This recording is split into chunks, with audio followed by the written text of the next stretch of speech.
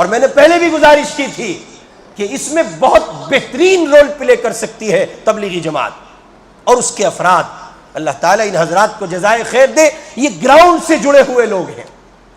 تبلیغی جماعت اس سلسلے میں جتنا منفرد کردار ادا کر سکتی ہے. جماعت کے احباب سے بصد احترام یہ گزارش ہے کہ آپ حلقے جات مشوروں میں اس بات کو رکھیں, اور مزید اس سے اوپر کے پیمانے پر کوئی مشورہ ہو سکتا ہے, حساس طبیعت کے ساتھ آپ یہ بات رکھیں. اس وقت ملت کی بنیادی ضرورت ہے, اور امید ہے کہ بہت جلدی مرکزی شخصیات کی طرف سے یہ بات آئے. ہماری تبلیغی جماعت کا نظام چونکہ بالکل منفرد رہا ہے ہمیشہ سے, وہ صرف اور صرف اللہ رسول کی بات زمین سے نیچے اور آسمان کے اوپر کی کرتے رہے ہیں. یہ ان کا اپنا ایک نظام رہا ہے, بس اللہ اور اس کے رسول کے دین کی دعوت دینے کا. اس واسطے ان کو اس نوع کے مسائل سے نہیں جوڑا جاتا ہے اور نہ ان سے کہا جاتا ہے. لیکن اب یہ وہ ہندوستان نہیں ہے جب ان کو چھوڑ دیا جائے گا. انہوں نے بھی لاک ڈاؤن میں کرونا کال میں حالات دیکھے ہیں.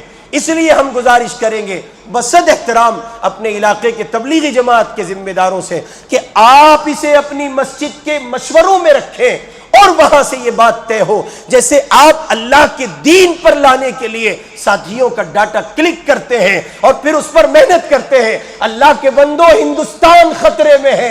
ملک ہی سلامت نہ رہا, اذان کیسے سلامت ہوگی؟ ملک ہی سلامت نہ رہا, مسجدیں کیسے سلامت ہوں گی؟ اب ملک ہی سلامت نہ رہا تو آپ کا, میرا یہ مدرسوں کا, تبلیغ کا, خانقاہ کا اور دعوت کا اور فلاں کا نظام کیسے سالم رہ سکتا ہے؟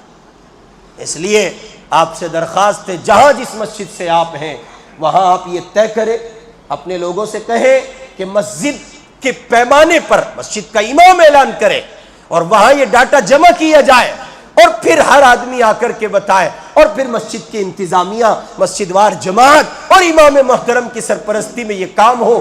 اگر مسجد اس کام کو تقسیم کر لیا گیا کہ میں آصف محمود اپنے محلے کی ووٹ بنوانے اور اس ووٹ کو بنوا کر اس پر زور دے کر کے صحیح استعمال ہو, ایک کوشش کر لوں, تو پھر نتیجہ اللہ پر چھوڑ دیجئے.